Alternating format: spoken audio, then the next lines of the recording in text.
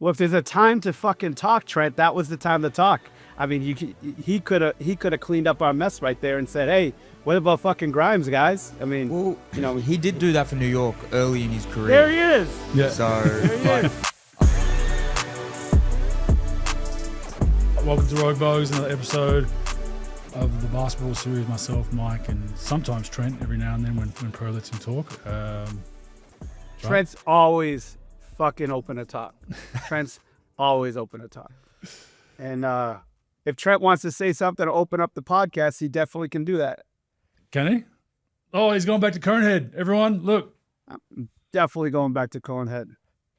If you're not going to mask your disgusting fucking accent, I'm not going to mask my disgusting. You cannot big speak head. on accents, Pro. Look, listeners, can we just give this guy?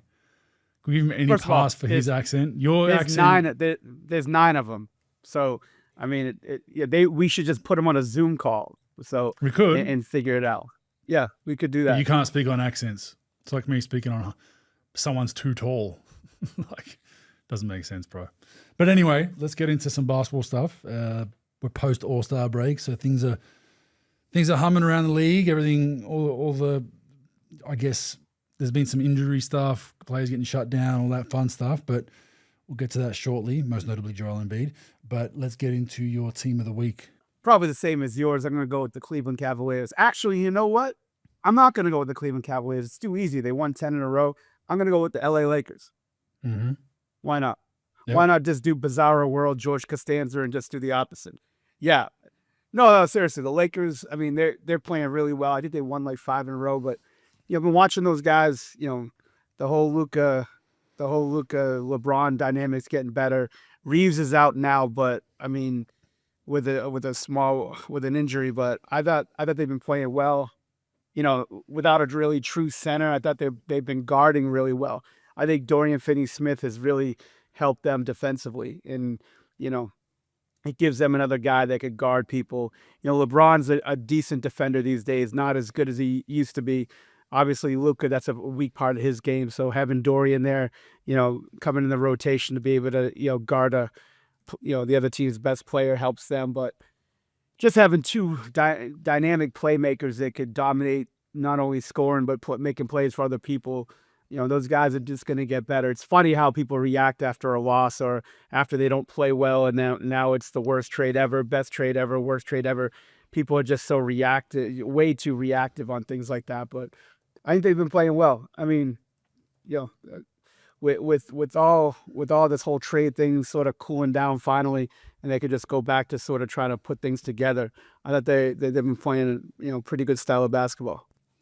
37-21. They're in third right now, tied for third with Memphis, who have slipped a little bit. They've been 4-6 in the last 10, so Memphis has struggled a little bit. But yeah, the Lakers, they were on my honorable mentions. It's won 5 straight, came out of the All-Star break playing well, and they're not too far off the 2 seed neither, being Denver at half a game above them. So they're playing better than anyone would have thought at this point. And you look at Dallas. I mean, Dallas is just lucky that Phoenix is just a dumpster fire right now, but Dallas is in 10, but they are 1 game out of 6, which is wild. You can go from 6 to 10 in the West with a game swing. What? One thing about Jason Kidd, though, those guys in Dallas, though, he has those guys playing hard as hell. I mean, look, Anthony Davis is out, Lively's out, Gafford's out. They're trying to put together the team as far as how they're going to play now without Luka. I'll tell you what, they compete. I didn't watch their latest game where they lost. I think they lost yesterday, if I'm not mistaken. But they've been playing hard. They're going to be a tough out. Now, I don't know what's going to go on as when they're going to get either Lively, Gafford back. I don't know what's AD is supposed to be. Davis is coming back in the next few weeks, if not sooner.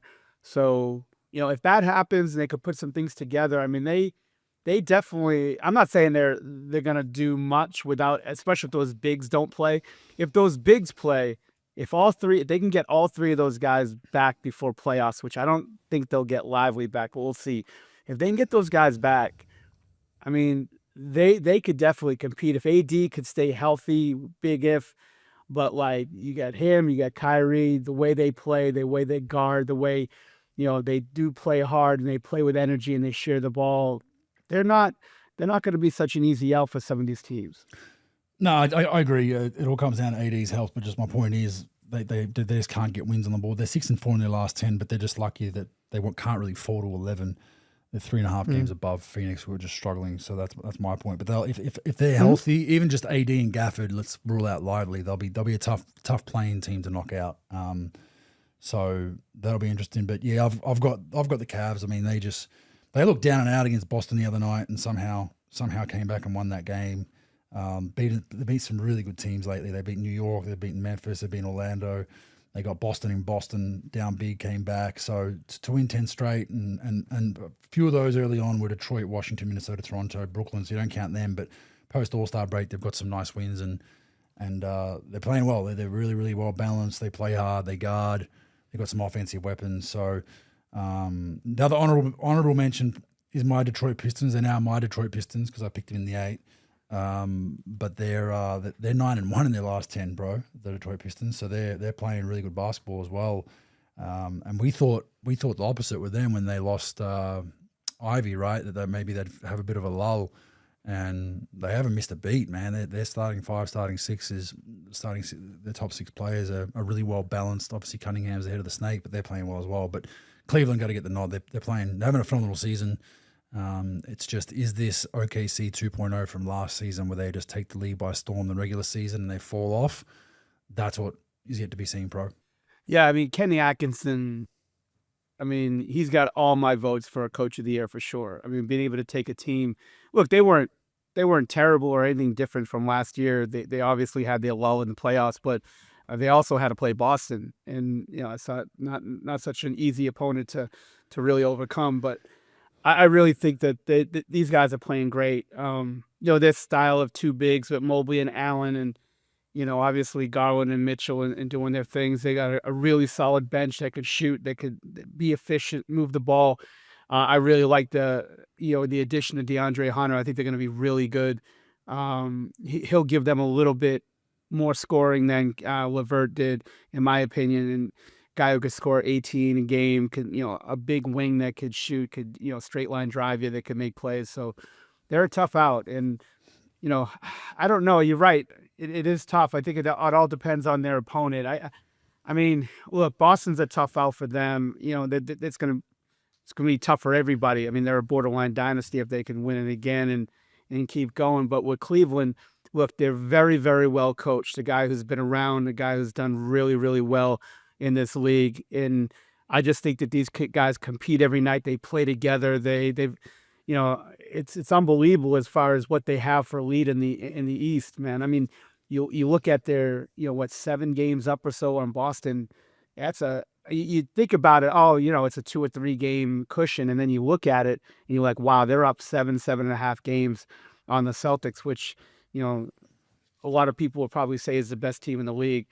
Will they do what Oklahoma City did last? Again, with Oklahoma City, it's tough. You get Dallas, and Dallas is just they're a tough out for everybody. So last year they were with Luka and Kyrie and the way they were playing. So I don't know, Bogues. They're playing really well. They got the league by storm. They got the East, pretty much sewn up. So yeah, you're looking at what? The Orlando Magic, Orlando, Atlanta, Chicago, one of those guys, facing one of those guys in the first round, after the play-in. So they could probably go conference final, in my opinion, before Milwaukee something. or Indiana, right? Will be second round most likely for them, because they'll get the 4-5, which looks like it's going to be one of those two. And so that I agree, they could cruise through both of those two. I think it's just going to be New York, Boston.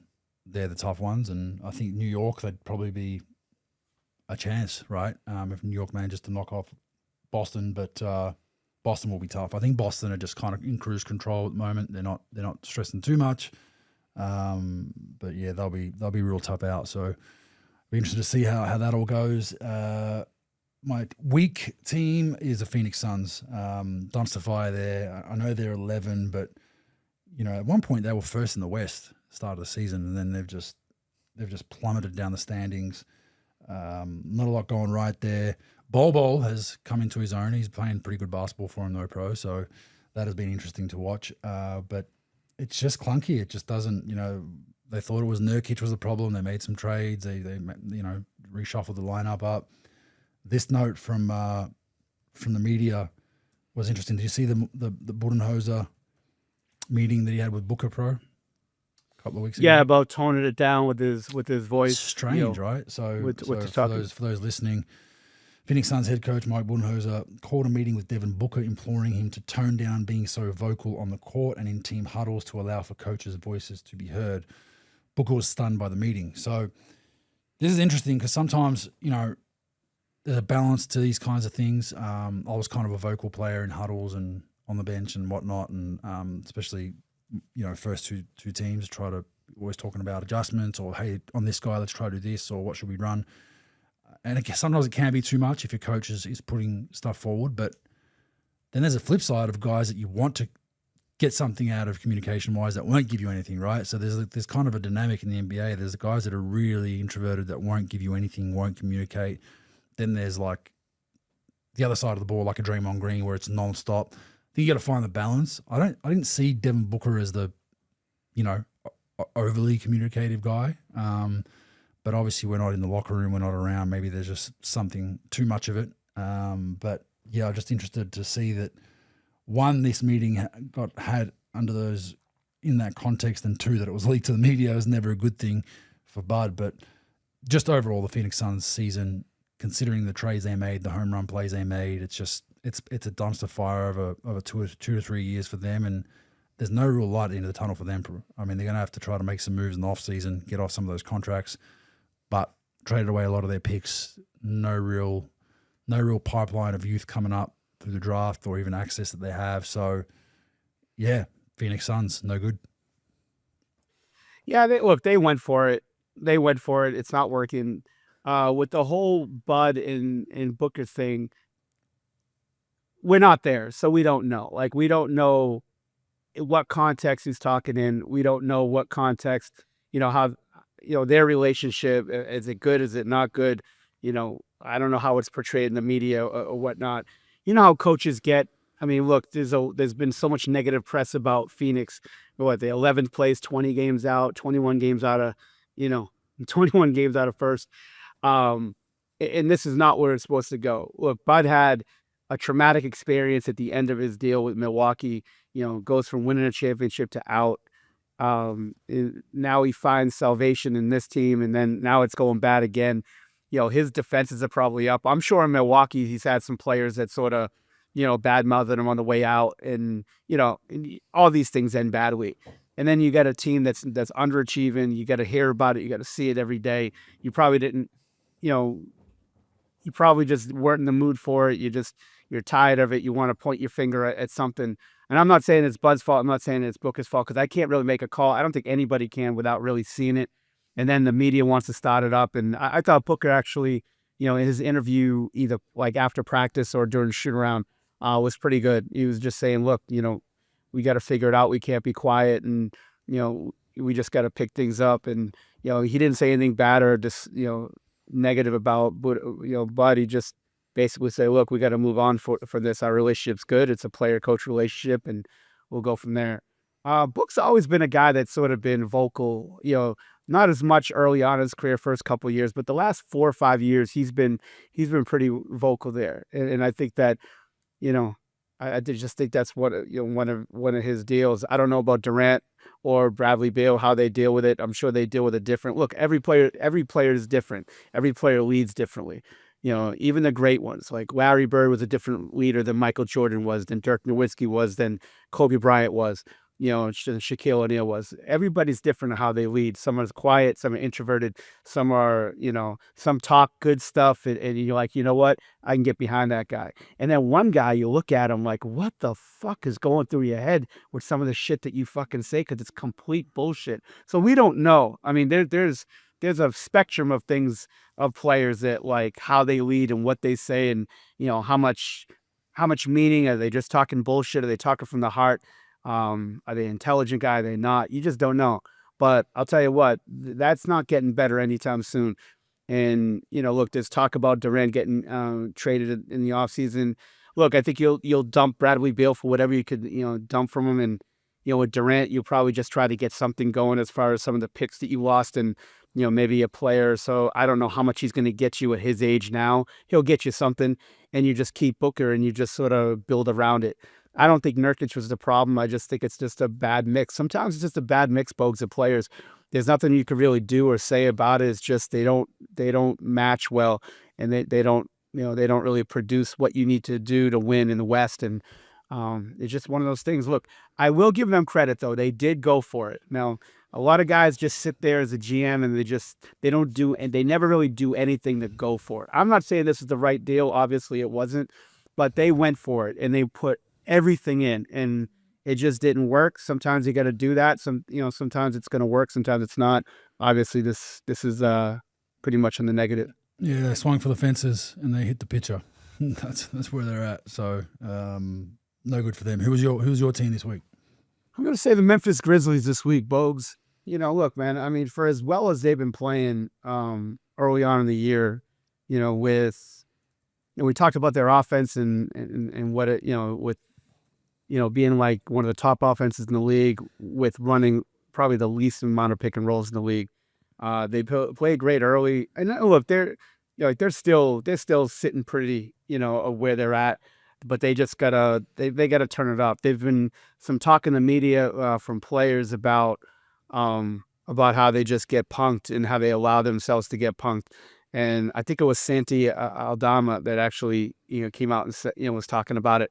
And look, they got to be the aggressor, and it just seems like they just sort of go on their heels a little bit and let the opponent dictate what's going to go on. Look, they're a really good team. Taylor Jenkins is one of the best coaches in the league. I do like their fit as far as their roster and what they do and how they play.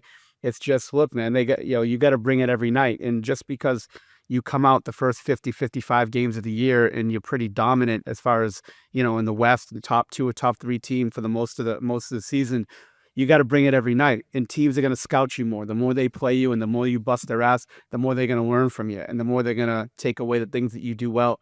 Look, they got a good young roster filled with really good players. They got a lot of assets. Guys that play, look, John Morant and Jaren Jackson Jr. are the leaders. And then you got guys like Desmond Bane. You got Jalen Wells, who's one of the better development, stories in the league. Guys like, G.G. Jackson and Zach Edey and the rest of the guys. They're still a really good team, but they've been struggling. I saw some of the gambling numbers when they were playing San Antonio. They had like a 90% chance or so to win the game. They had it. They had that little percentage as far as who's going to win the game. And, to lose to San Antonio of what they're, down Wemby and some of the guys they're down is pretty amazing. But what Chris Wallace taught me young when I was up and coming early in my career is like, look, this ain't college. The NBA is not college. It's not like you could play Pacific University on your schedule and it's going to be a 25-point win. You got to play an NBA team. They got NBA players. It doesn't matter if they're first place team, last place team. You got to bring it or they're going to punch you in the face pretty quick and they're going to run you over. And I think teams are just attacking them and just sort of see how they're going to react. But they'll be fine. I think they just got to figure some things out. And when you're sailing into some murky waters in the NBA, you just got to take a few minutes and say, you know what, guys, it's not that bad. We just got to continue to do the things that got us here and stop with the bullshit. But sometimes you got to lose a few games to figure that out. I don't know, Pro. It might be a little bit of a harsh pick from you because I'm looking at their last couple of games after All-Star break. They lost to Indy by 14. They beat Orlando, lost to Cleveland by 6. Beat Phoenix by 3, lost to the Knicks by 1, and lost to the Spurs by 2. I think the Spurs one, you got a valid point, but they've been okay.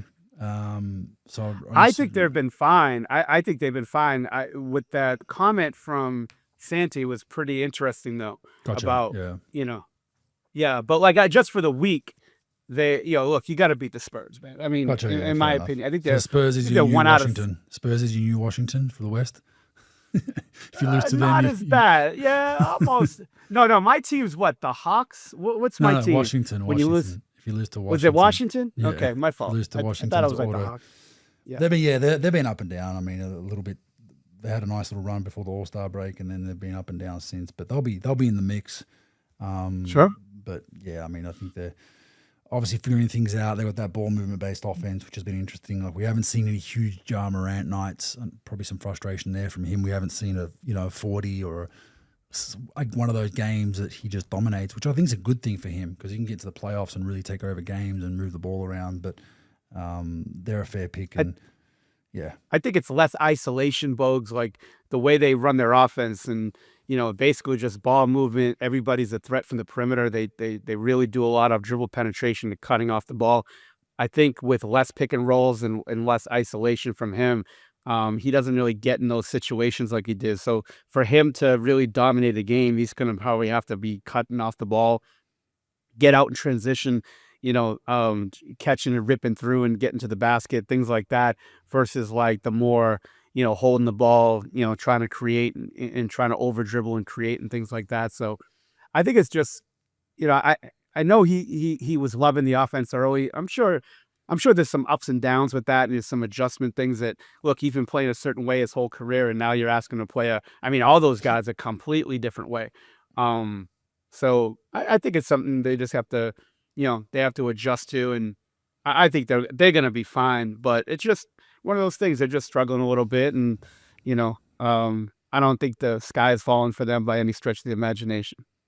Yeah, I agree. Not good news. Further bad news for Phoenix. They have the toughest schedule remaining, Pro. So I've got the toughest schedule for the remaining of the season. So the way they factor that is the opponent's win percentages that they have left on their roster, on their schedule.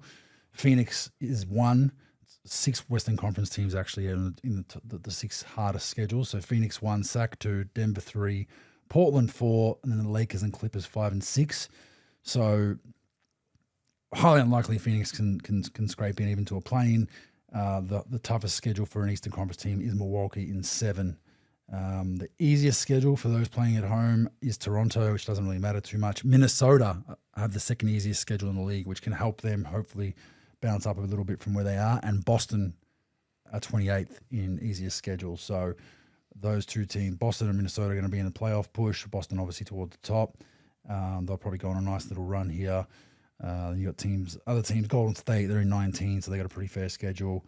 The rest is kind of Memphis, who you just spoke about, are 11. But yeah, Phoenix can put a line through them, I think, just based on their strength of schedule, considering they lost to New Orleans the other night, which was a horrendous loss for them. So we'll see how that goes. Joel Embiid is out for the season, Pro, officially. An interesting note they put in this, medically unable to play due to his left knee.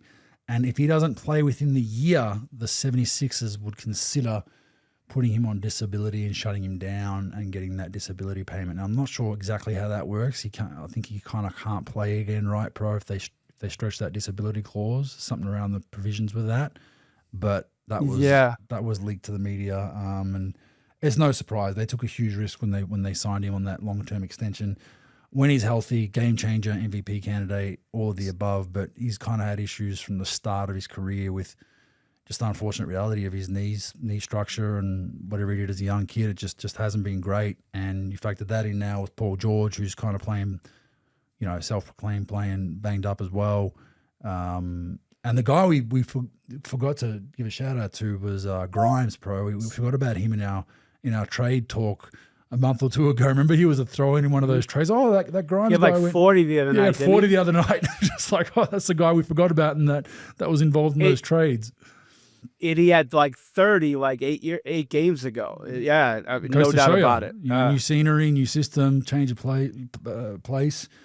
No one, he just the throw-in the deal to just make some salaries work, and ends up in Philly, and is, who knew? He's a great player. So. Well, if there's a time to fucking talk, Trent, that was the time to talk. I mean, he could have cleaned up our mess right there and said, "Hey, what about fucking Grimes, guys?" I mean, he did do that for New York early in his career. There he is. Yeah. So I don't know if it's like hugely surprising. I understand he's 40 ball though. 40 ball. Yeah, but yeah, I understand on that team with Maxey and George. Like, not a lot of ball, but PG's a bit of a nothing, but. I don't think it's as surprising as some people are making out. Like, he has shown that he's capable of 30-plus point games before. Even I guess it's just more from the point that his name wasn't really. Oh yeah, you weren't trading for him.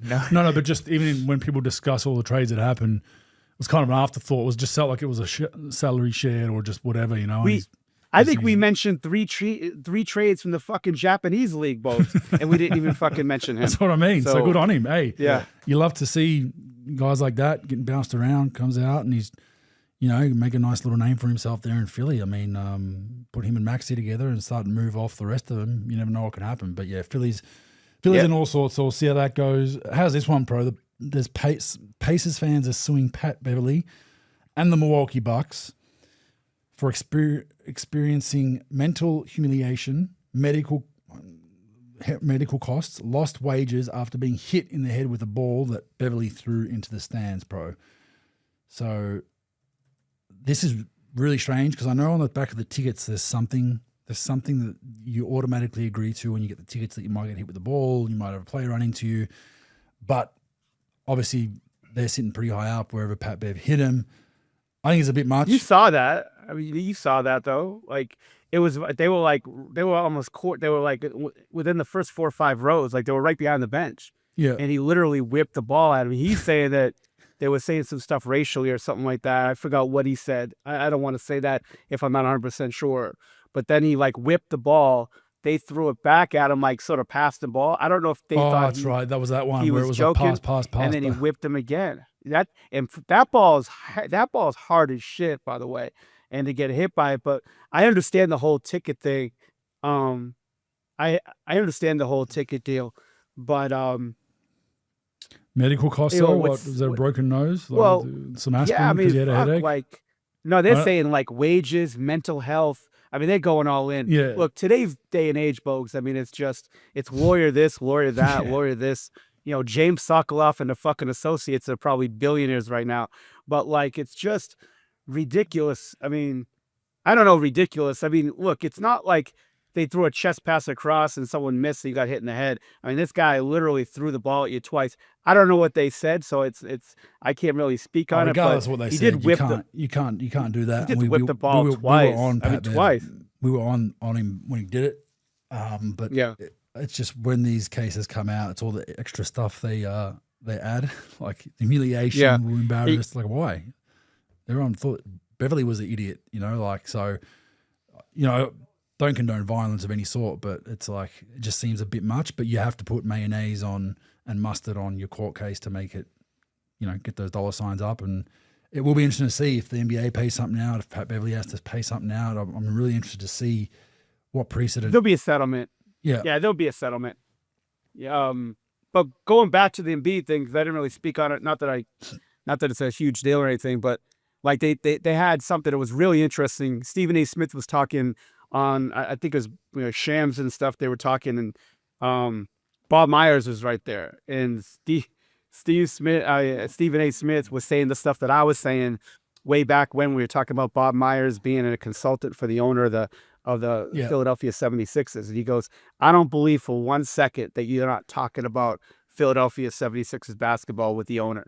And basically saying, like, they were talking about Embiid has played since he got in the league. He's played in 451 games, and he's been out 432 games. I mean, think about that, Bogues. 51% of your games throughout your career. I would say the average NBA player, without knowing the number, and I'll look that up at some point, they get, like, as far as the amount of games you're able to play and that you actually play it, that you don't miss for injury, I'm going to say it's upwards of like 70 to 75%. And I just, especially more if it wasn't a team shutdown where the team tells you to rest one, right? So most players 300. It would be in the 65, 70s, right? Would be the range. And he's owed $300 million more. Look, I don't blame them for giving him his contract. They need it because the fact that, look, if he's healthy, like you said, I mean, he is a difference maker for them. He's one of the better players in the league, but it's just one of those things. I mean, coming off an MVP season too, it's just too bad. I do like the fact that they're trying to be on the same page here as far as like, look, let's shut this thing down. Let's get this knee right. But he hasn't been a professional since he's been in the league as far as taking care of his body, being in shape at the end of the season, to help himself to do these things. I know we've been talking about Luka. A lot has been said in the media about some of the things that, some of the things about his conditioning and things, but he's been out like 10 games here, 15 games here. And I don't know the numbers on Luka, but it's not anything near this. And then when it's coming to this, when you're every year, when people are talking about he doesn't have a lot of gas left in the tank at the end of the year or in playoffs, and he ended up getting hurt, he doesn't finish. He's got to be able to come back from this whenever he comes back from this. And he's got to change the mentality of nutrition, body, just taking care of himself, because you can't be heavy and you can't be tired and you can't be out of shape just because this, especially like Luka's 6'7", 6'8", whatever Luka is. This guy is 7 feet tall, and I mean, I don't know what he weighs, Bogues. What does he weigh? 270, 265? I don't know what Embiid weighs. 280 to 300, I reckon. Yeah, so he's close to 300 pounds. Let me get the official one. But anyway, I don't believe it's the just official like one. But the point is as well, pro, like he played in the off season, like so this knee issue wouldn't have came from nowhere. Like it wouldn't have came just in preseason from a tweak. He's got degenerative knees that have issues. Why the hell are you playing in the off season? If you're Philadelphia, you're like, hey man, like we're paying you 300 and 400 million over the next whatever. Probably shouldn't play. I know he didn't play that much, but probably shouldn't be playing for the national team, putting more miles on your body in the off season when you're literally the big investment we have in Philly. We need you to play 50 to 60 games for us to be successful. Why is he playing for the national team, pro? Yeah, I agree with that. But then that's a precedent then, because the NBA teams have no control. They've got no control over those guys playing national team or not. I mean, unless you're on a non-guaranteed deal. If you're not hurt, like I had some at times I went at an NBA team and I said, hey, I want to play. And they're like, look, we'd rather you not, but we'll support if you do, if you're not hurt, if you're healthy. And then a couple of times I wasn't completely healthy and they said, look, you should really rehab. And I did. Like I listened to both at different times, right? And I missed a couple of campaigns when I broke my ankle and whatnot. But this is what, like, we signed you knowing you've got an issue and invested in you and backed you. Like they could surely say, hey, like Joel, like you got to have off seasons off for the next 3 or 4 years because you're not getting through a whole season in the NBA. Like I just don't understand why he would have went and played. Even from his point of view, like, hey man, like I'm just going to sit this one out, get my knee right. And I'll be honest, Bogues, it might be controversial a little bit, but if I think the NBA contract should take precedent in the sense that the NBA team can control if you play national team or not. That's their contract, as far as not insuring your deal, not being guaranteed if you get hurt. Look, especially for Max, right? To say that. Supermax and Max, fair. I think that's definitely an argument that could be had. And I'm big on for guys sure being allowed to play for the national team. But if you're, I think if you're so too. Paying someone 50, 60 million and you're like, hey, like you had a pretty rough season. You only played 50 games for us. We don't want you to play. They should have that right to have that discussion, I think. Yeah, I agree. Yeah, it's tough. But like there probably needs to be a threshold. But I think for Supermax and Max, it definitely needs to be had because it's super worrisome. Like Luka's the same, right? Like Luka loves playing for his national team, and you kind of don't want to discourage that. But when you're paying someone, the Lakers are obviously going to max him out. It's scary. There's a risk there, right? Like it's a lot of money. But it is a risk. But I'll tell you what, with Luka, he does usually come back in decent shape, especially when they play in a pretty important event, as far as in the summertime. And look, I don't know what happens, from when he gets in the camp and all that stuff. I'm not there.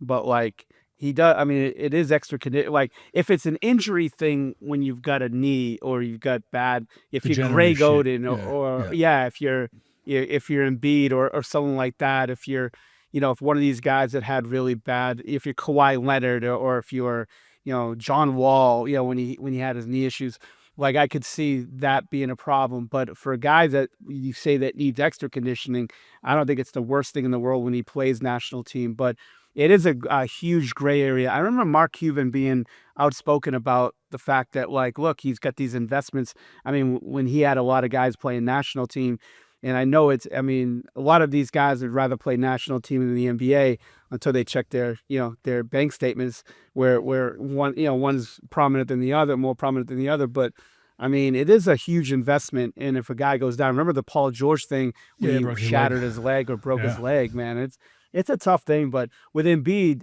you're right. I mean, they got to figure something out with him, a program that both sides agree on, and they're going to figure things out. I love the media saying that he went over Daryl Morey's head for the contract. Daryl Morey's head to go. Yeah, it's just so stupid to say. I mean, look, like these owners today, they're way more in it than they ever were. Like before, you bought a team for a couple $100 million. You were an oil guy. You stayed in your luxury mansion somewhere. You might go to 5-6 games a year. You never really talked to the media that much. You weren't really involved. Now it's basically like owning an NBA team is like a PR firm. The owner is always in the media. They're always talking to the media. They're talking to other NBA owners about deals. They spend in billions of dollars now on these teams, and they're much more involved than they ever were before. It's not these rich oil guys giving the GM all the, hey, you take care of it, whatever, we'll back whatever you say. They've got a huge say at everything that goes on. And now with, spending $300 million on a player, they're going to talk to that player where 25 years ago, that never happened. Probably 95% of the teams, outside of like Jerry Buss, outside of Mark Cuban and maybe one or two other guys, those guys weren't really talking to their players like that and have the relationships these guys do. Usually it was the GM. Now it's, ownership. Ownership is definitely, prominent as far as relationships and getting way more involved and being out there than they, ever were before. Yeah, I can only go by personal experience on the wrestling thing. In 2011-12 season, I broke my ankle, missed the 2012 London Olympics. Got traded to the Warriors. Had issues with my ankle that season. Went to an off season. Came back. My ankle still wasn't that good in that following season. And then I had elected to miss the 2014 World Championships. I could have played in those. Was healthy enough to play, but my ankle still wasn't right. It was still swelling up a lot, and I was like, I need another off season of rehabbing this thing properly. And I elected not to play based on medical advice I got from my personal doctors and different people to say, you need a couple of months off pounding it, let it settle down, and then we're going to re-strengthen it. And it sucked missing 2 campaigns, and then I came back for 15 and 16. But that was my personal experience of what I had to be, I'm almost 30 years old. I got to be a bit more smarter with my body, especially for a 7-footer. Your ankle goes or your knee, they're probably the 2 worst things you can have.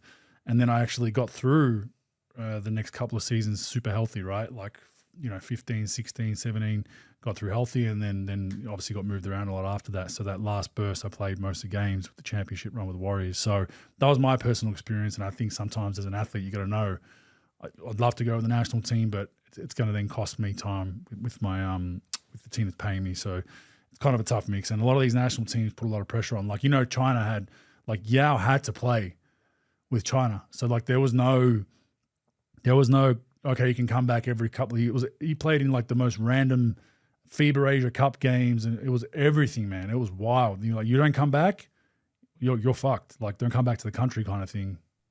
The Yao Ming thing was interesting. I got to read the book. I've got 2 of them in my book shelves I haven't read yet. You only need one. You only need one. You don't need 2. That's a good point. But the deal that they had to sign, anybody who was going to draft him. I mean, no one really remembered. Not a lot of people remember the actual whole deal about him coming over and all the red tape that had to be, sort of gone through as far as the government, the national team, clinics. It was in the deal that he would not come to the United States to play unless that he was available for national team. I remember in one of those Olympics, I forgot which one. I think it was the one that was in, I want to say it was in Shanghai. Beijing. Yeah. Oh, wait. Beijing. I'm sorry. Beijing. You're right. He had a broken foot or a fractured foot that he played on that, you could tell he was not, he was a shell of himself.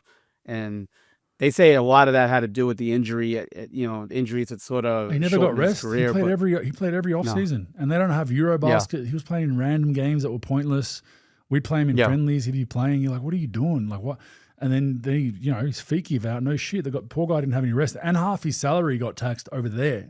That was the other thing. So the way China works is he came over, pays his US salary, US tax, then takes it back over there, and then they will clip it in for half as well. That's the way it works over there. So it's funny you said red tape being communist China. I don't know if that was on purpose or not. If it was, well done, pro. But it was. Do you remember Wang Zhizhi?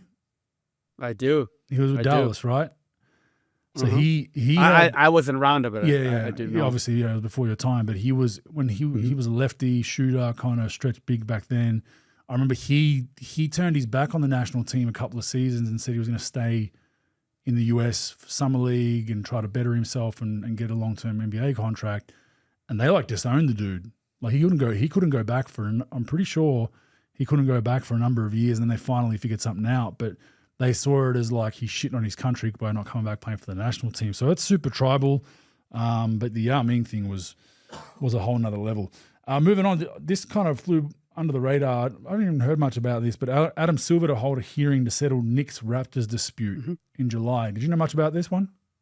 Yeah, Bogues, we talked about it before. I think we mentioned it a little bit when it happened. It was it's almost 2 years old. It's like a year and a half old. So it's basically the Toronto Raptors hired this guy out of the film room in New York. And the guy took like thousands of files, rotations, stat stuff, video, Everything, IP, all the IP, regular thing. We talked about this before, and then, they figured it out, and then now they're suing him for, I thought it was like $10 million, and basically saying that they only hired him they hired him basically just to get all this information out of the Knicks, which is weird to me because, first of all, Toronto was terrible, when they made all this deal stuff. Even if he did, which I'm sure he did. Look, when you go from one job to another, you take everything with you. Yeah, no now, shit. a lot of these teams try to lock you down as far as, like you can't get in any of files and things like that. But people no doubt about it. They're, J. Edgar Hoover has got nothing on those guys. I mean, forget about it. But, so basically that's what he did. And I'm sure he took a bunch of that stuff and they probably asked him, hey, look, take everything. We want to know everything. It's funny, like secret sauce sort of bullshit. Like, I remember like when I was the Mavericks, I got mentioned multiple times, like, we want to know the secret sauce of San Antonio Spurs. I was like, dude, there's no fucking secret sauce. It's like, you have a plan. All right, you got people that actually know what the fuck they're doing in their jobs. They get to do what they do without getting micromanaged. You draft well, you develop well, and you sign good free agents and you move on. That's the secret sauce for any fucking team, and that's there's no secret to that. That's common sense. But a lot of these teams just get out of it, get in their own fucking way. Anyways, yeah. So this guy took all this stuff. That, obviously, it's all logged in things from their system. Now, Toronto's saying that it's basically stuff that you can get by like basically just going on synergy and a lot of the stats and things that they have, lineups and all that stuff. The Knicks are saying that they don't really want Silver involved because Silver's got a good relationship with the owner of the Toronto Raptors. So it's a fucking mess. But I guess the courts are saying that Silver's got a rule on it. So I don't know how it's going to happen or how it's going to roll out. Yeah, the name is one I'm going to butcher. Ikechukwu. Okay. I think Ikechukwu. I don't know. I butchered that one totally. But it says here that New York alleges that as Toronto were recruiting him before they even signed him, as part of the recruiting process, they ordered him to provide a trove of information before they signed him. How loyal are you? Give us all the secrets. So just an interesting one. You don't often see this kind of stuff. That's why it's interesting to me, like that behind-the-scenes stuff with owners and management and all that kind of stuff. They ever rarely have infighting, and I think it's a smart move for Adam Silver to try to navigate this and mediate this, just so it's not good. Not good for anyone, not good for the other owners, not good for the league, not good, so. No, and I think it's precedent. The precedent should be set of all these NBA teams of how they handle personnel and say, look, guys, whatever you work on when you're here, look, if you're going to bring film home or whatever, okay, like that's even a gray area, but like we got to lock you down as far as like. You can't though, bro. Like, how? Like, well, you can screenshot you gotta do the best you can record it off your phone. Like, no doubt about it. Hey, look, you can't keep it. No doubt about it. You can't keep it, and you can't stop it. You got to plan. In my opinion, you got to plan like your shit's being stolen. No, hoping that it won't be. That's how you got to go about things. It's the same as leaks from teams, right? Like you'd hope no one leaks shit, but someone's gonna leak shit. And you can't stop it. If you try to put in all these protocols to stop leaks or stop people stealing stuff, like. You're going to have to, the hurdles you got to jump through just to get in your damn facility is going to take you 4 hours. Yeah, look, I don't know, man.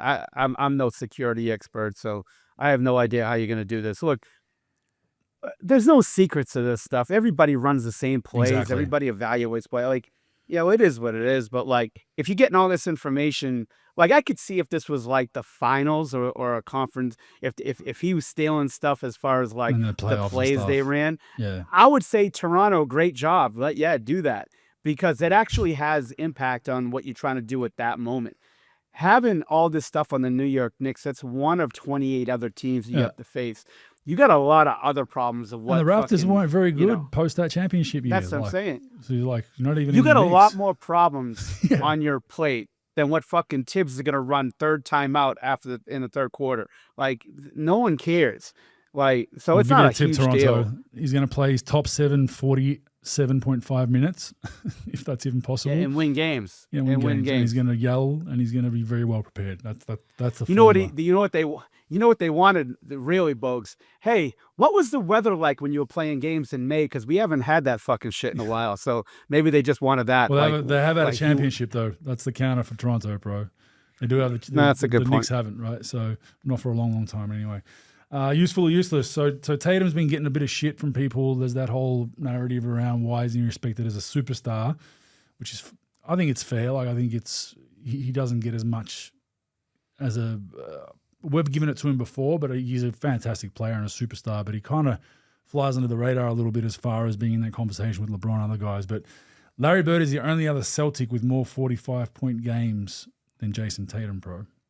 That's useful. I mean, that just goes to show, the impact scoring that this guy has. I mean, he's an incredible player for sure.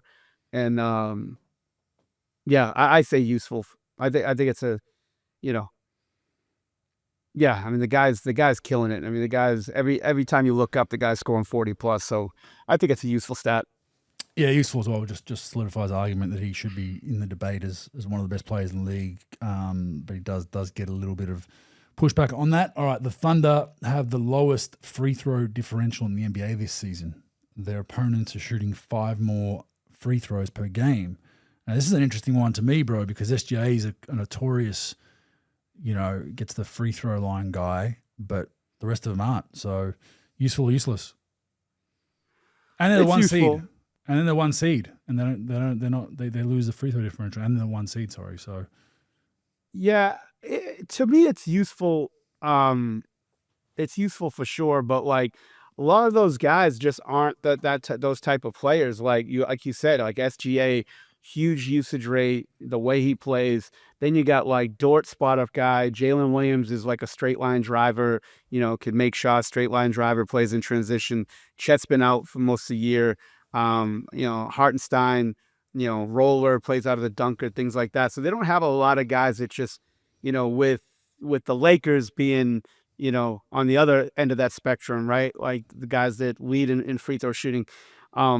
You got LeBron, you have AD, you've got, you got all those other guys that could score. Even Hachimura takes to the basket. They obviously get calls. We've already been through that a million times. I get that.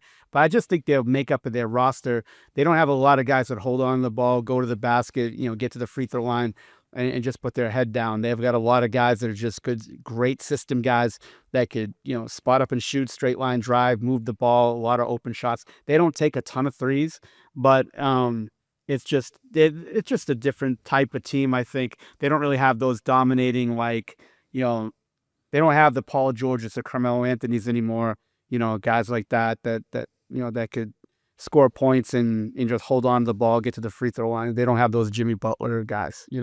I thought it was interesting, the whole rhetoric around SGA being a free throw merchant, because he only averages about 8 a game. Whereas like Harden in his prime was like up 12-13. Giannis is up at 12-13. Like, it's actually not that bad. But that's why it's interesting that they're not, they're did you the see lowest free throw differential. Minnesota's head coach's post game after playing their They overtime said something, win? did they? Yeah, he was crying to the media Yeah. around how I didn't see it. frustrating it is to play OKC because they're all the ticky tack stuff on Yeah. SGA. Yeah. But everyone they- kind of bit back straight away. Yeah, and 'cause- they foul. And not only that they foul and they don't get called. They get calls on it. Yeah, so yeah. yeah, he was complaining a little bit on that. So segueing from that, The highest free throw differential over the last 3 seasons is who, pro? Los Angeles Lakers. Oh, by far. So we brought this up I numerous finally get one. times, but we're going to keep our free throw differential count going. So the last 3 seasons, 1,204 combined differential over the last 3 seasons. Second place would be who, pro? Who do you think second place is? Boston? No, the Miami Heat with would you half, under half, 576 free throw differential. So the Lakers, they get that whistle, boy. They, no matter all the Lakers fans out there, they always get mad when we talk about this stuff. Well, would they post up and AD post up and LeBron post up? It's like 1,204 over the last 3 seasons differential is wild. That is a wild number, and it's continuing to climb, pro. So that one's useful. I can say that for both of us. That's going to be tough. And Luka's a guy that does get to the line as well. So he's, now you got him and LeBron there. That's going to continue, in my opinion, pro. Aussie of the week, pretty easy one. Josh Giddey has been balling this week, pro. Since All-Star break. I'm not sure if you've watched any of his games or seen the stats, but he, over the last 5 games, 21.4 points, 9.8 rebounds, and 9.7 assists. And he shot the 3 at 12 for 22 over that span. So that's the most important part, and for you especially. But basically 21, 10, and 10 over his last 5, playing really well. Yeah, he is playing well, and things are settling down in Chicago a little bit, and he's getting, be able to just get handed the ball and do his thing. And yeah, I think it's, I think he's been playing his ass off. So much definitely deserved for sure. Yeah, we'll see how that all goes. But he's at 7 Aussie of the weeks. Dyson's at 5. Dyson, that nice little dominating period. Simmons still has 1, so it's out of Giddey and Dyson. As time runs out, this award will stop at the end of the season, so it doesn't continue into the playoffs if their teams make respective playoffs. Pro, fact or fake news? Can't wait for this one. I can't wait. Yeah, I'll streamline it. I mean, we talked about it before, though. I mean, with this bullshit face of the league bullshit thing with Tatum and stuff. But Tatum says he's undervalued. Bogues, fact or fake news? Jayson Tatum's undervalued in the NBA. I think fact, as far as the media rhetoric and that. I think fact. To people who know basketball, fake news. So I think he's underrated because, like I said, it just he seems, I don't know what it is. Didn't have a lot of success early, had a couple of playoff hits. Then it was like, he's too individual, this or that. But he's, I think he's a fantastic player, and I just don't think people still don't. I don't even mentally have him when you talk about. It's almost like Edwards has jumped in too, right? Like with the way people talk about, you got LeBron, you got Steph, you got KD, and then Edwards is probably up there. People talk about him more than Tatum. So I guess if you put Tatum on Minnesota, his numbers would be infinitely better on a worse team, right? So I think he gets hurt a little bit by that, pro. Whereas, he's not on a team where he has to be the guy constantly. You got Brown, you got Holiday, you got other pieces that can have hot nights for him, and they're well-oiled machine. So I think it's a mix. I think as far as around the NBA and the media, I think he's undervalued, but people that know basketball, he isn't. I say it's fake news, Bogues. Look, I mean, with the people in the media that are voting for him all league, right? 5-time all league. I'm sorry, 4-time all league, 3-time first team, right? All league. I mean, all-star, no doubt about it, 6-time. Making like what? Was Tatum making like 34 this year, but he's making probably an average of $60 million in his next deal. I don't think he's undervalued, Bogues. I think that underappreciated. It's just, this thing is a really finicky deal as far as like the NBA players and and where they rank guys. I mean, look, you got Jokic and you got Giannis and you got Luka, and even a couple of years back you would have Durant and Kawhi when he was healthy, and it's just, look, sometimes you just got to keep on just kicking ass and just keep on doing it, and then it's gonna flip for you. You just have a lot of competition up there. Look, you're 3-time first team All NBA. I mean, it's not like these guys aren't appreciating you. And look, I guess you get frustrated with it, but the oh woe is me. Look, you've got the world by the balls right now. You're on a championship team. You won a championship. You didn't win Finals MVP. I don't really care about that. It is what it is. You didn't, you didn't have it that series. Jaylen Brown did. That's fine. You're this dynamic offensive player. You've been to the Olympics. You've done that. You won a championship. You've got, your top 5 or 6 in MVP the last 3 years. It's just really hard. I mean, last year, look, Embiid had that year last year. Then you had Jokic and you have all these other guys winning MVPs and things like that. It's, I don't know how, I guess what you want to be, you're viewed as the best player in the game. That's a really tough thing to do. Especially depending on what era you play in. Sometimes you're just drafted in the wrong era, right? Like, the guys that had to deal with LeBron James that long or Jordan that long, like guys like Clyde Drexler had to deal with Jordan, and Jordan was just dwarfing, right? And there's all these players that are just there, and it's just really hard to overcome those guys. But when you're in the top 5 and all these guys, people in the media that are voting for you, and you get in the NBA All First Team, like, I'm not saying that's good enough because everybody feels a certain way, especially you got to be a little bit delusional in the NBA to be a really good competitor. You got to always be the best in things. But I just feel as though NBA players a lot of times, especially in these days, in this day and age, want to they need something to not complain about, but something to motivate them. Oh, these guys undervalue me, this and that, blah, blah, blah. They shit on me. I don't think anybody shits on the guy. I think everybody has a personal preference of how they want to view the best player and how they should be. Like, to me, I love Luka. Like, I think Luka's the best player in the game. But I don't really care if anybody agrees or disagrees with that. If you say it's Jokic, or you say it's Shea, or you say it's Doncic, or you say it's Tatum, good for you. It is what it is. But I mean, I just think that he's not undervalued. I mean, he's got, like, especially with the media voting on that all league in your first team last 3 years. I mean, and then the third team, 4 years ago, I don't know, Bogues. I think there's a lot more things you could complain about as far as being undervalued. I just don't understand it, in my opinion, but I'm not him. Do you think this is just about the MVP? A little bit. I just don't think he's a PR machine like LeBron or Steph or these guys are. I just don't think he is. I think that's a part of it. I think the PR machine, LeBron, basically owns ESPN. I mean, he's a silent investor for the most part. So I think that irks him. He's probably on the East Coast in Boston compared to the LA market. I mean, if I crystal ball it, I wonder, if they win a championship this year, I wonder if the Kobe rhetoric starts to get into Tatum's head of, can you win without a stacked squad? And I wonder if that then, does that then shake things up? And that's the only thing that can ruin the dynasty in Boston is something like that. Hey, Jaylen, can you win by yourself? Hey, Tatum, you guys can't. That'll be the knock on them. Because there's always, no matter what you do in the league, professional sports, you could win 5 championships in a row. Oh, yeah, but you had this. Oh, but this. Oh, but can you? There's always that, right? Kobe had it. Can you win without Shaq, right?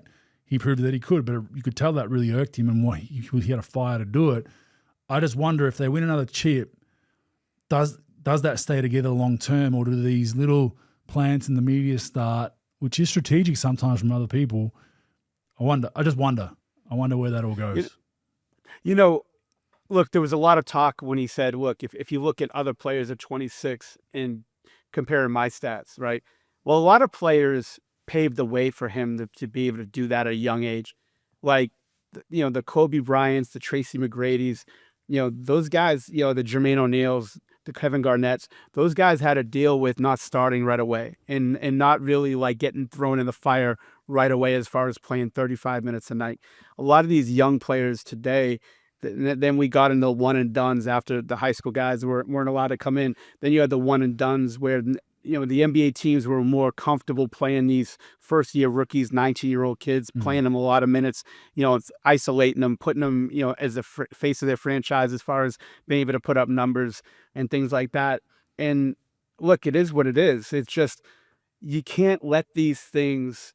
Look, I was around Kobe for 4 years and, being able to talk to him about this stuff. I remember we had a long conversation about it, and he respected the history of the league so much. And he never talked about the whole Shaq thing. We never really got into that. We just got into how do you handle trying to be the best player and trying to win games and things like that. And sometimes people don't view you as good as you probably think you are, or other people think you are. He goes, you can't control those people at all. And look, you just got to keep on putting your head down, doing your work, kicking everybody's ass, and really being motivated to do that. And you can't really show, you can't show fear, or you can't show, you can't show that this bothers you in the media. Because if you do, it's just a weakness, and people are just going to kill you for it. Yeah, 100%. And look, and I know everybody's different. Kobe didn't have the social media thing for the bulk of his career. Jordan didn't have that. None of those guys really had that before. So these guys coming in, it's 24/7 since they were 10 years old. In media and being out there and everything, everybody's got an opinion, and it's just all this stuff that probably gets to you at some point. If I was advising Jayson Tatum, I'd just say, you know what, dude, look, just put your head down, keep doing your work, keep winning your games. At the end of the day, people are going to hate you. People are going to love you. Like, there are people that you could do whatever you want and they're going to love you for it. And then there's other people that it doesn't matter what you do. They're just not going to like you. And it's got nothing to do with your team or anything like this. It's either the way you play, the way you look, something you said. It's just, they're just going to view you in some type of light. You're never going to make everybody happy. There's going to be a group of people that just don't like you. It doesn't matter what you do. So you just keep competing. You keep trying to win. You keep trying to stack your money. You stack your stats. You stack your winning. All those things in different buckets. And you just say, you know what? Fuck it. I'm just going to do that. And I know it's easy for me to say it. And it probably bothers him because he probably wants to be an all-time great. But like, you're not going to make everybody happy. And by going out in the media or however he said it, it just doesn't, in my opinion, Makes it worse. Just it's a little bit of a weakness, to be honest with you. It's pissing him off. So it's going to happen more. People are going to talk about it more. They're going to try to prod it more. And I would not be surprised if they win again, that there's that kind of, people start throwing some little grenades to try to break that group up, because that's what you want. You see a dynasty, you want to try to break that shit up. If you're a rival team, hey, I heard Tatum's not happy with Brown. I heard this, I heard that. And that's how these all good dynasties at some point, we saw KD in Golden State. They fall apart because there's some infighting that's planted. The media blows it up even more. Rival team executives are leaking shit. Oh, we heard this. And then bang. And it's like, what the fuck? And then how did we lose that dynasty? Like, what happened? You look back over your shoulder. That should have been, Golden State should have been, they still had a lot of success, don't get me wrong, but that should have been 10 odd years of just domination, right? Like, the squad that they had, Clay, Steph, Draymond, KD, and they still got, what do they get? They got 2 with Durant and then one without him. They probably could have got another 2 or 3 if they stayed together, right? Or been in the mix for 2 or 3. So it is interesting. They got 4 total, right? Yeah. They got 4 total. 1 when I was there, 2 with KD, then 1 in that 1 year where they just went crazy. But you could argue they would get one or 2 more if that squad remains the same, right? Then KD moving and then everything else kind of. But I agree with you. I think it's if you're listening to that and then commenting about that, it shows that it's affecting you in some way, and then you're just going to have more people doing it because they know they can get a bite out of it. The way the game's played today, and again, it's not me. It's so I understand it's them feeling it and not me, right? But the way the game's played today is it doesn't matter. First of all, nobody does it alone. Everybody has somebody else. Like, at all these dynasties, all these championship teams, very few times, was there like just one player. Everybody needed second guy. Kobe needed Shaq. Kobe needed Gasol. Boston, Bird needed McHale. Bird needed Parrish. You look at the San Antonio teams and the Bulls teams, there was always other guys. And yeah, look, there was that one standout and everybody else sort of shuffles around. But like, in today's day and age, you could win, you could put up ridiculous numbers still, and you could get paid a ridiculous amount of money. And regardless if you like the guy to your right or your left, it shouldn't matter. And like you said, you have all these people trying to break you up because that's what people do. People just can't stand when people have success and they want to break them down. And look, if you're doing your thing and you're making your money and you're in a good city, look, when you're at Golden State, but then again, like, you never know, like, there could have been something between Draymond and KD where he's like, fuck, I don't want to deal with this dude every day. I don't know if that's the case, but I'm saying, like, I've been there where I worked with somebody that I hated seeing on a daily basis, and I understand it. But, like, it You're not talking shouldn't about me, be are you, bro? jealousy. What's up? Is that about me? Are you talking about me right now? Trent, it's never about you. It's never about you. Don't let Bogues be the Kendrick Perkins of our existence, all right? Like, he just says shit that's not factual, that has no meaning behind it. He just wants to ruffle your feathers. No, it's definitely not you. But, I understand it. And, but it's just, you can do all of it. And you don't have to love everybody you work with. You don't have to love your head coach. You don't have to love your teammates. It is what it is. But if you're winning, you're putting up points, you're making money, and you're in a great city, man, that's a great combination. So hopefully Tatum doesn't really, maybe it was just the way he was feeling that week or that day or that month, and he'll get off of it. But man, it's not a great look. But again, none of my business. Yeah, I agree. Well said. All right, Pro. We'll see you next week. We'll touch on some NBL finals here, Pro. So we've got game 3s in both our finals, semifinals. So elimination games, you'd call them, and we'll see what happens. Tatum's dad's one of those coaches that's in the top 4 still. Tatum's dad? Yeah, he coaches the Illawarra Hawks. Yep. That's right. I told you I coached him at the Nike All-American camp, right? Yeah.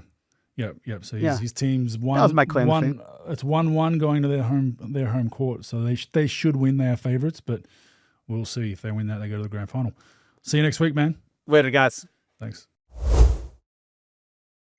Just finish on some NBL stuff really quickly. Drimmick and Smith-Milner both re-signed with their respective clubs. I think Drimmick had an option. Smith-Milner signed a 1-year deal with Brisbane.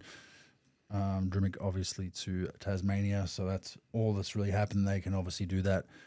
You can re-sign with your club before free agency opens. Although free agency officially opens, I think it's a week after the final game of the season, which will be the grand final sometime, either game 3, 4, or 5, which will be towards the end of this month. But that's when it officially opens for everyone out there.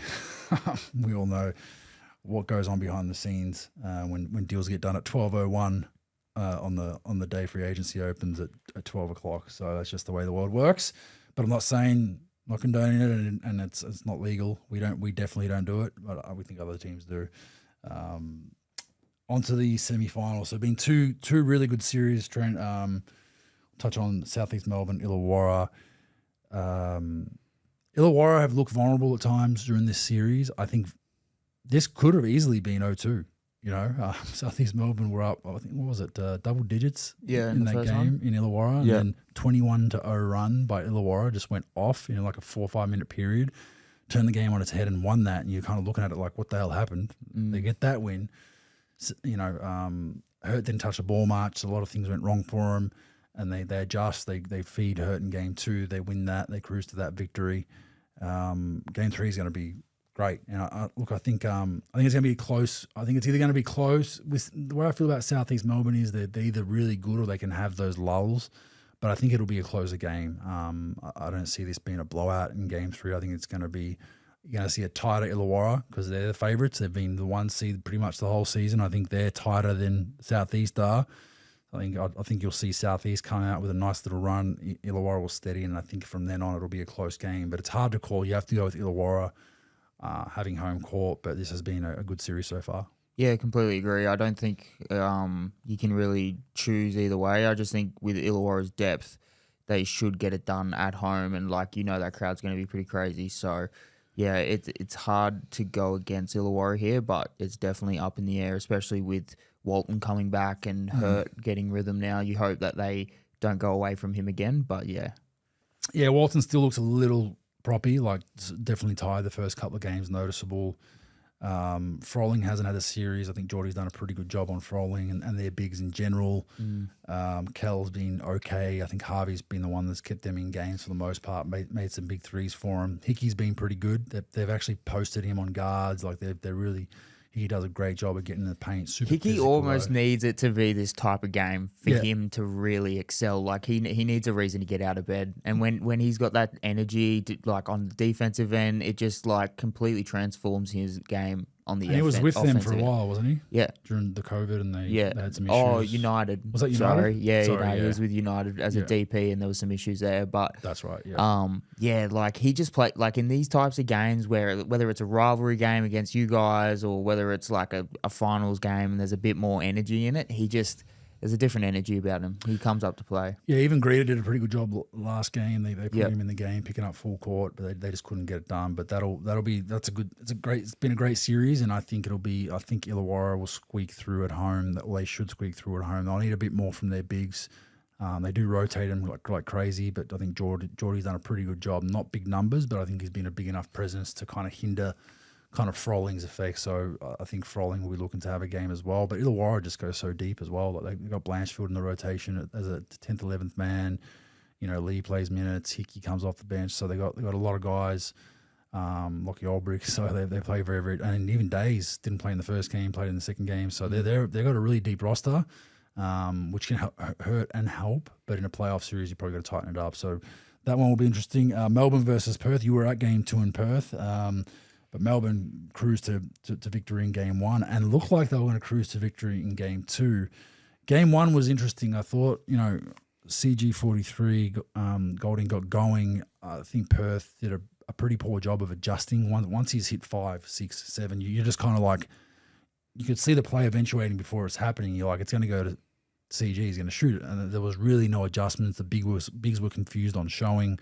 I thought they just didn't adjust in real time. Game 2 really made some good adjustments. I think they were getting absolutely pounded, but it didn't feel like the knockout punch was made yet by Melbourne. Melbourne were dominating for 2.5, 3 quarters, but they just couldn't get it from that teen to like a high 20s where it was just like they're done, right? And Perth kind of clawed back. They got it back, and he ends up benching their bigs and not playing Almanza and Pinder. Benches them completely, puts Doolittle at the 5 with a mix of Wagstaff and Windler at the 4 sometimes, and it was amazing. It stretched the floor for him. United had some issues with Illy getting in foul trouble. There were a couple of possessions where they took Illy and Daly out at the same time, which I thought was strange because then Bryce started getting to the cup a little bit. Illy got in foul trouble. But Melbourne definitely squandered that game. They had full control of it.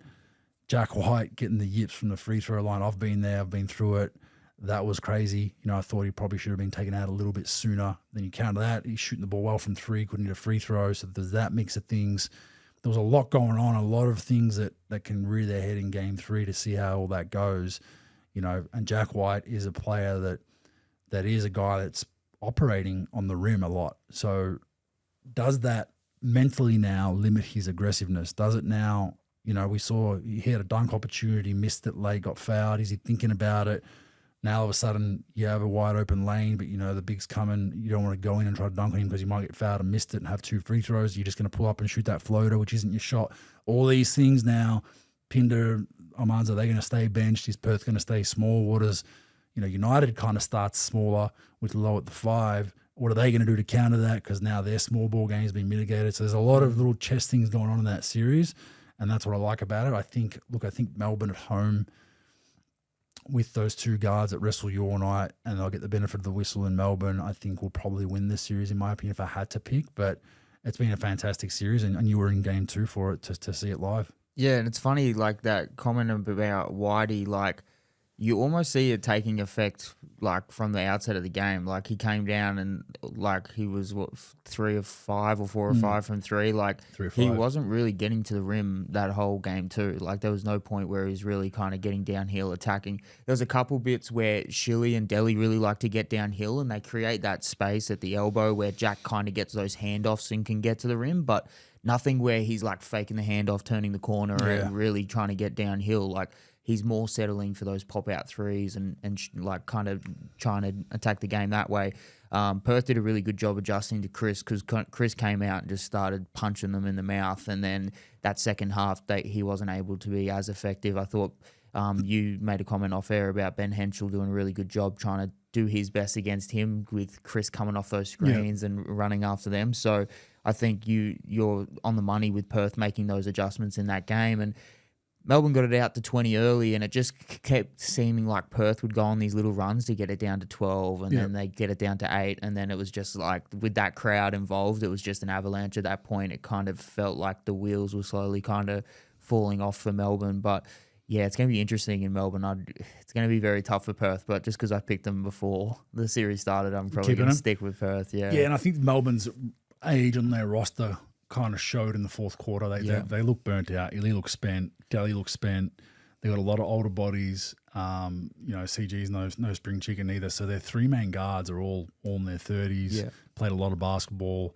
So now going to a game 3 with a relatively short turnaround. It's they got a little bit of time, but I think that one's Tuesday, right? I think on so the 4th. So it's gonna be interesting to see how that all goes. But it's you could not strip a better semi-final series on both sides of the coin with the NBL. And it's a hard one. Like I'm not like, yep, it's Illawarra and Melbourne for sure. Like you're still kind of like, oh fuck, like this could be. Both teams have shown that they could easily win exactly either which game, team shows up, which Perth shows up, which Southeast Melbourne shows up, which Illawarra, which Melbourne. How's it refereed? Is it allowed? Like generally, the referees have done a pretty good job in the finals so far of allowing much more physicality. You're seeing a lot more. Bryce isn't getting those easy 2 bonus free throws from getting a little bit of a shirt front from Illy. They're letting that kind of stuff go. Bigs are getting hammered inside. The verticalities are getting let go a whole lot more. So they've let the whistle go a bit more, and they're like, it's the finals. The men are going to earn it. So I respect that. And as long as you know that it's consistent throughout the game, which I think for the most part they've done an okay job with, that's fine. If it's a tight game and you're going to call everything, no problem. Do it from the start to the end and vice versa, right? And I think the refs have done a pretty admirable job so far. But the game 3s, that's when things get tight. You just don't know where it's going to go. But if I have to call it, I'm going to stick with Melbourne and Illawarra. I'm just going to go on, percentages say home court should prevail. But yeah, we just can't have a Melbourne versus Melbourne final, for the Melbourne Cronies. We just can't do that.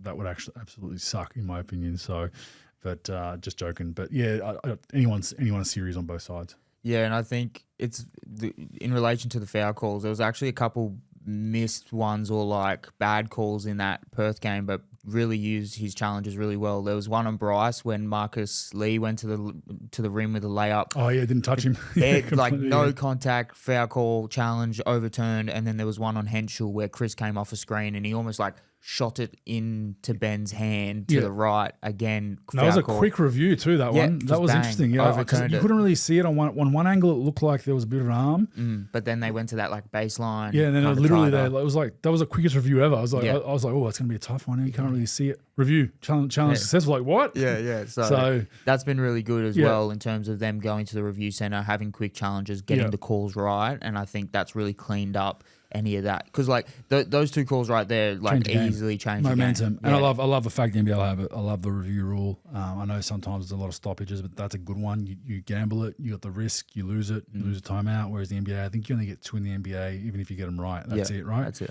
I like the NBL. You can just free roll it. I got it right. I got another one. Some coaches have had 5. Yeah, they've got right, and especially in a final series. But then that strategy becomes of how early do you use it. I think really use them really well.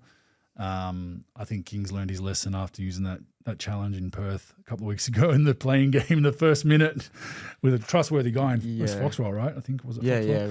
A trustworthy guy generally, but was wrong, and then you've lost a timeout and you challenged for 40-odd minutes, 39 minutes. So I think if I was coaching, I'd try to keep him for the second half generally. The first half, a lot of you can get emotional about it, but you're like, is it really going to move the needle for us? It's up to the assistants. Hey, you got to really trust your assistants.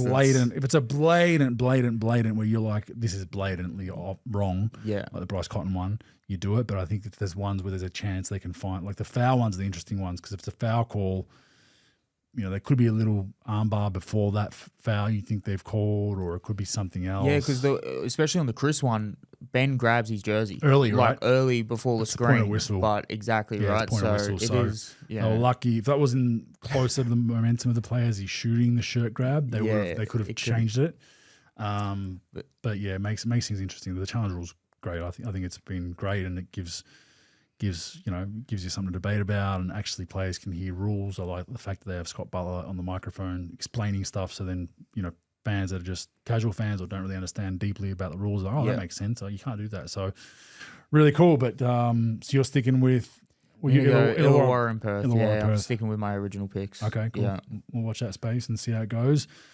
Game will be at time of podcast release. There'll be a game that night, and the other game will be on the Wednesday. So we'll watch your space and see next week who goes through in the NBL grand final.